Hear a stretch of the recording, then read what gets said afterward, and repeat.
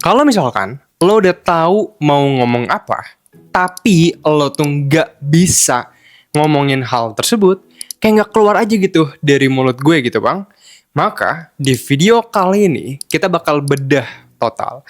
Gimana sih cara kita bisa nyembuhin masalah ngeblank ketika berkomunikasi secara psikologis. Dan kita bakal mulai videonya.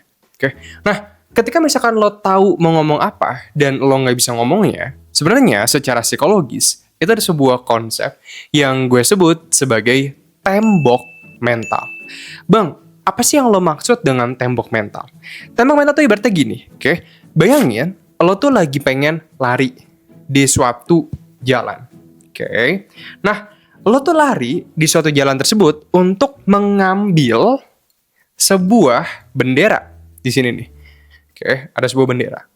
Nah, masalahnya adalah ketika lo pengen lari ke bendera ini untuk dapat benderanya, di tengah antara lo dan benderanya itu ada suatu tembok. Oke, Bang. Terus kalau kayak gitu, emang hubungan dari analogi ini dengan komunikasi gue yang tadi lo di awal lo bilang, emang itu apa, Bang? Gini, lo kan udah tahu di belakang tembok ini itu ada bendera. Oke, tapi masalahnya lo tetap nggak bisa ngelewatin jalan tersebut karena ya ada tembok ya. Padahal lo tahu di belakang tembok itu ada benderanya. Jadi tembok ini tuh menghalangi. Oke, nah kalau tembok ini dihilangkan, maka lo bisa mendapatkan benderanya. Dan dalam komunikasi, bendera ini itu adalah apa yang pengen lo sampaikan atau lo bicarakan. Jadi intinya adalah lo udah tahu nih, gue pengen ngomong sesuatu, tapi sesuatu tersebut nggak bisa keluar atau nggak bisa lo ucapkan karena ada tembok mental ini. Oke, nah tembok mental ini kalau kita sampai hilangkan secara psikologis, maka lo bisa ngomong dengan lancar. Nah, mari kita bedah emang tembok mentalnya ini tuh apa. Oke, karena kalau lo tahu ini terbuat dari apa, maka lo bisa menghancurkannya.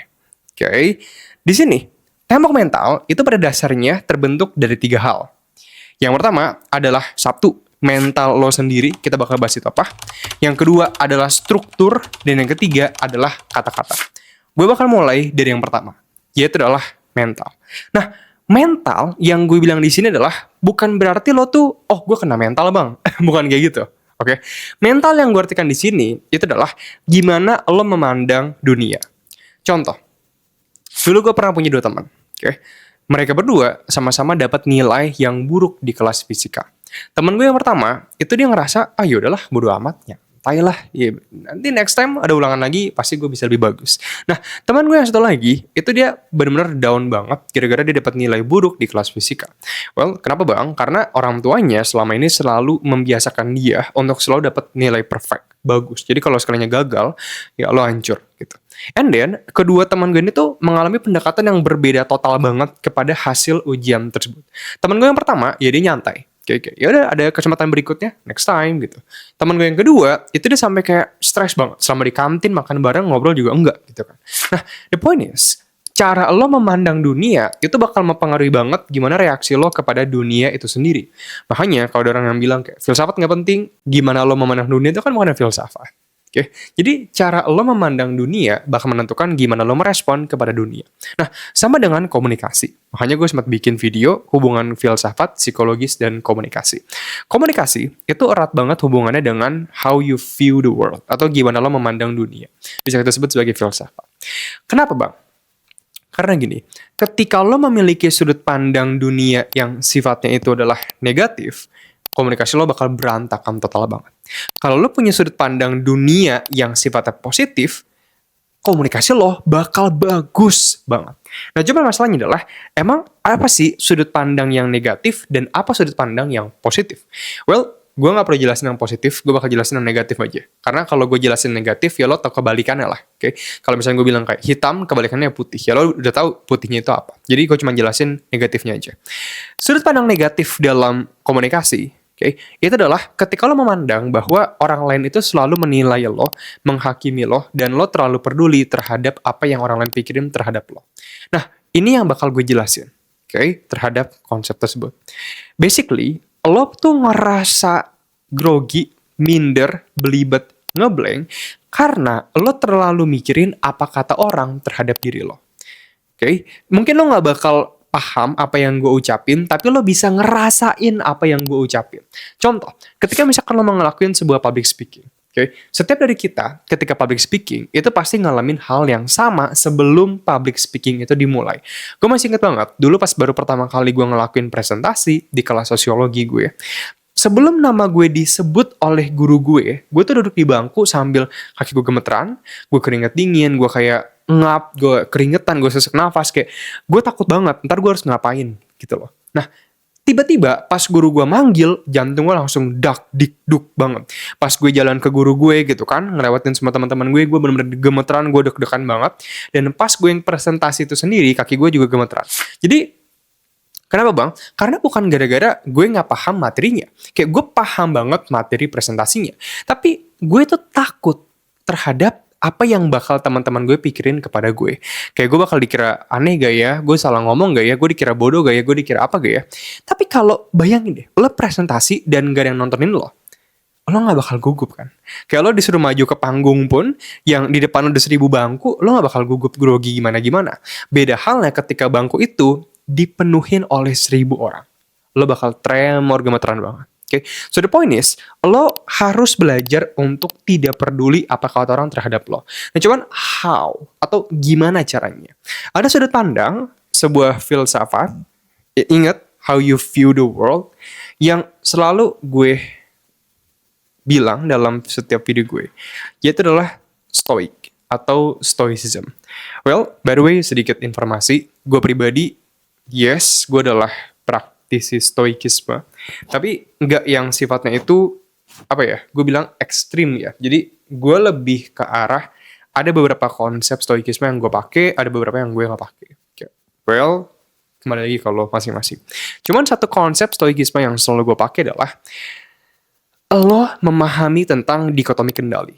Well bang, apa sih itu dikotomi kendali? Dikotomi kendali pada dasarnya adalah membedakan setiap hal itu menjadi hal yang lo bisa kontrol dan hal yang lo nggak bisa kontrol.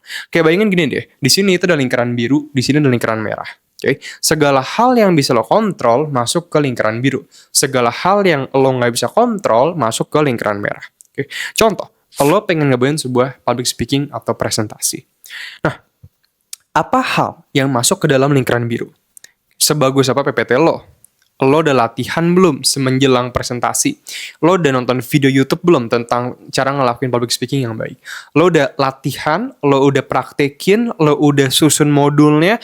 Intinya semua hal yang dalam kendali lo masukin ke lingkaran biru. Nah, lingkaran merah adalah gimana orang-orang bakal memandang lo setelah presentasi. Orang bakal tepuk tangan gak? Orang bakal ngetawain lo gak? Orang bakal apa gak? Nah, semua itu masuk ke dalam lingkaran merah. Yang disebutin dalam dikotomi kendali adalah fokus kepada lingkaran biru dan hapus saja, lupain lingkaran merah. Jadi intinya adalah lo fokus kepada yang penting gue udah ngelakuin yang terbaik dalam kapasitas gue.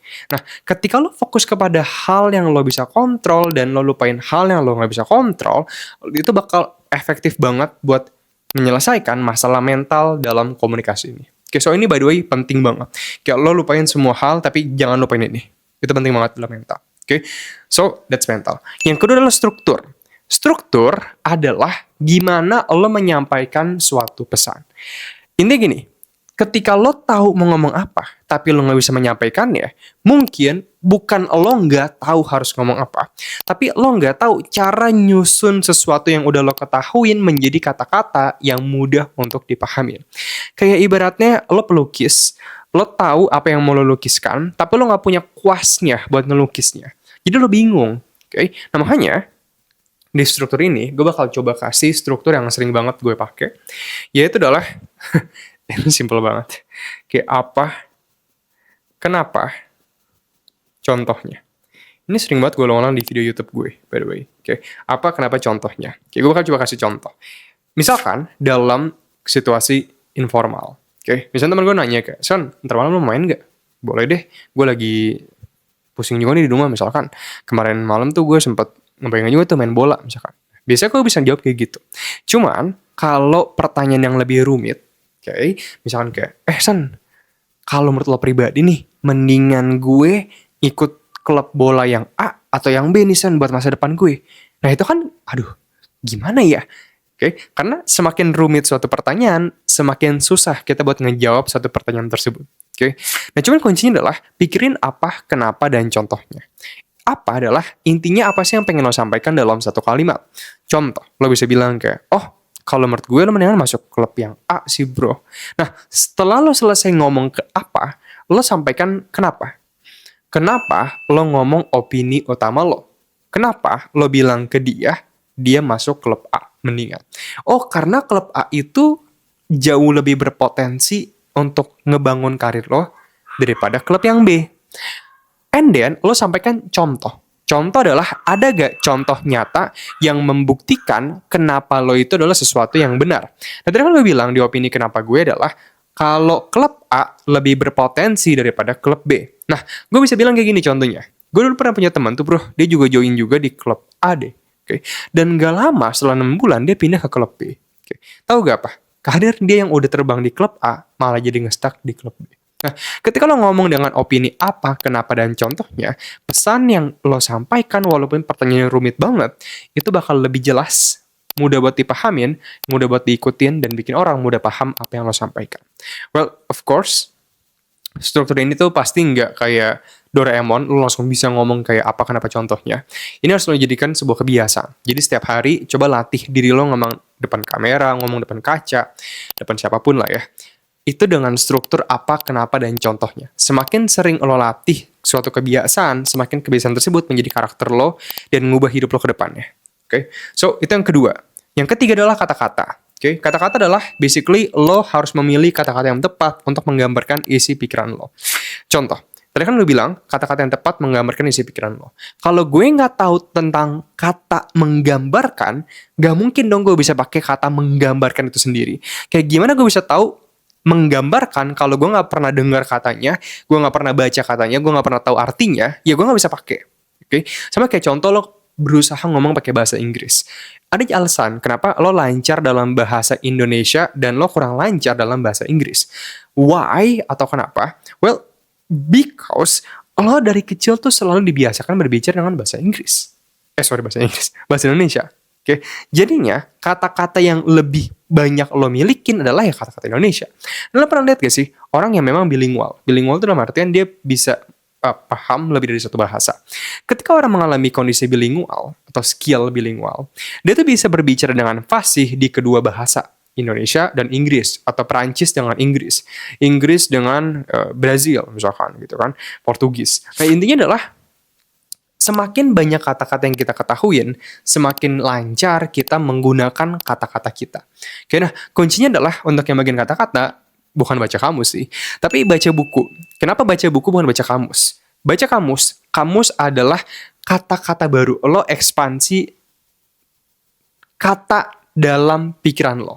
Oke, ekspansi kata itu berbeda total dengan repetisi kata. Nah, Bang, apa bedanya dominansi atau ekspansi kata dengan repetisi kata?